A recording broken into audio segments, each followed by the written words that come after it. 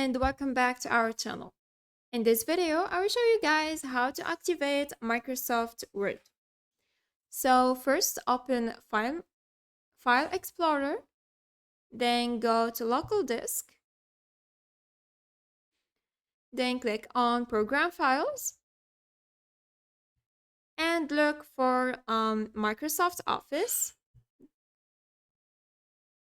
Then select Office 16 and look for this file. Then right-click on it and select Run as Administrator. Click on Yes. You have to run it as administrator 3 times. So this was the first time. Second time.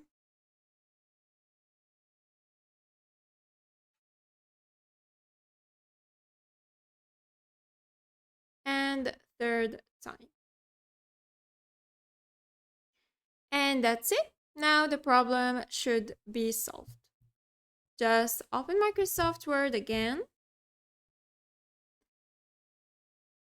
And that's it.